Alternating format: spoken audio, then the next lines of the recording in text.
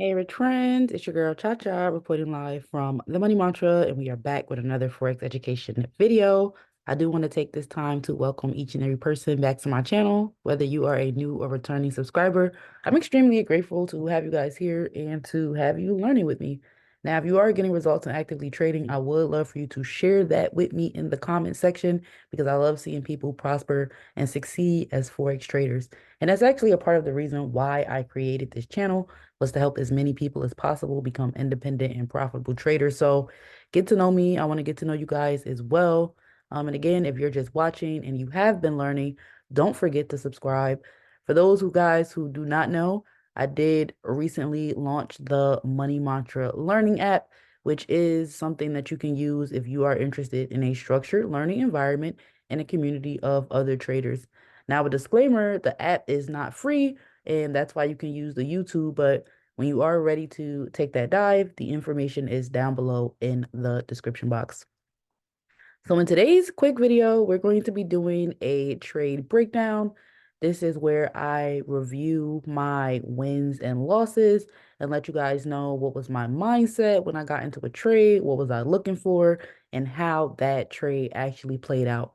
Now, if you do want to see more videos of my real Forex wins and losses, you can check out this playlist right here, and you'll get a lot more insight into how I actually trade. Now, if you see a blue cover on that playlist, that means the trade closed in profit. And if you see a red cover, that means that it was a loss and the trade did not close in profit. That's why the covers have different colors. So we're going to talk about this NZDUSD trade that I dropped in the chat for the students that I am mentoring, and it was suggested for a buy or a buy at market execution or a buy limit, which is a type of pending order. I did set a recommended stop loss of 40 pips, and I did have three different take profit levels with up to a 1-to-2 risk to reward ratio. Now, this was on a Sunday. We're going to go ahead and go back to the original trade. I don't think I put this in replay mode yet. We're going to go back to the original trade. I'm going to walk you guys through what I was looking at and what I saw when I took this trade. And then we are going to see what I did wrong and how the trade actually played out. So when I was looking at this trade, the first thing that I did was I started analyzing it on the weekly time frame. Now, when I'm looking at something on the weekly time frame or whatever, when you're trading, the highest time frame for me is usually going to trump those smaller time frames, especially if you plan on staying in your trades for some time. So I did notice that the market was in a demand zone. And a demand zone is where people tend to buy in the market. Now, the way that I identify a demand zone is usually it will be a previous area for demand, which we can see here. The market came down to this, well, it was going up, and then it continued to go up from this area. It had a little bit of a hard time getting lower right here, also right here. So for me, once I saw that I did have three rejections in that support area, I decided I was probably going to be looking at this trade for a buy. Now, something I should have done was just to zoom out a little bit more, just to see that the overall trend of the market was down. So this was a high risk trade. And instead of trying to buy from here to where this line is, I should have been trying to sell from where my entry candle is down to a little bit lower, simply because the trend was more so down. So although my candles were in a demand area, that was my first confirmation. I also noticed that my momentum line was facing up and positive, which we can see here. And my stochastic, although the orange line was facing down, the blue line was facing up. So already just looking back at this trade and doing a breakdown, I can see that I didn't have all of the confirmations that I needed. So let's just recap really quickly. So I noticed that the candles were in a demand area for the moment. However, the overall trend was sell. So I didn't really have a strong confirmation for a buy up here. The second thing I noticed was that my momentum indicator was positive. However, it wasn't quite facing up. So we have not really a strong confirmation here either.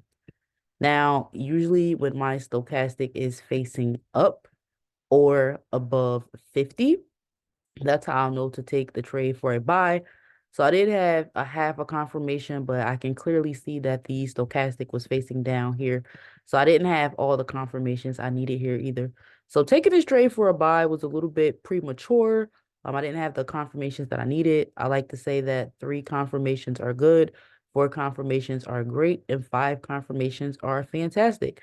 Now I just want to go back in the past a little bit just to show you instances where this actually would have worked. So let's just take a look here where we can see that we have another demand area. We also have our momentum line clearly facing up, and then we have our stochastic clearly facing up, which resulted in this huge buy right here. Now, if it were the other way around and we had the candles in a supply area, which is usually found at the top with our momentum line facing down and our stochastic also facing down, that would have been a sure sell. So as we can see, my indicators were a little bit, they weren't really confirming for the buy. And it was a high risk that this trade was going to do what I needed to do. Now, when I take this trade down to the 4-hour, I was actually still getting some buy confirmation. So I did still feel strongly about my buy. But once we actually play this trade out, we're going to see what happened. And my stop loss was hit almost immediately. A couple hours after I entered my trade, my stop loss was actually hit. So let's actually take it to the beginning and put it on the hour time frame so we can see a little bit more of what happened here. So we can see the candle actually came down to my entry point. It was triggered. And then the candle actually a couple of hours later did hit stop loss. Another demand zone was formed. As we can see, price bought. It came back to my entry, but continued to sell. And it actually wasn't until 3 days later that the market is now forming a strong demand zone above my initial entry. So am I upset? No. You don't really win every trade, but it is nice to come back here and to back test and to see what went right and what went wrong. Now, in this case, I can say that the trade was a little bit rushed. I entered prematurely and I did not have all the confirmations that I needed in order for it to be a strong buy. Hence why this trade has stop loss and I lost money. But I really just want to do these breakdowns so that you guys can get a better understanding of what to look for when you're in the market. You can use these indicators, you can use other indicators, but it is important to make sure that you have a confirmation checklist so that you know what to look for and you're not jumping into any and every trade that someone posts or that you see. So I really hope that this video was helpful, and I will see you guys in the next video. Make sure that you do subscribe if you learned something. Leave a comment to let me know what you learned. And even if this is not for you, it may be for somebody else. So share this video with another trader. Until next time, rich friends.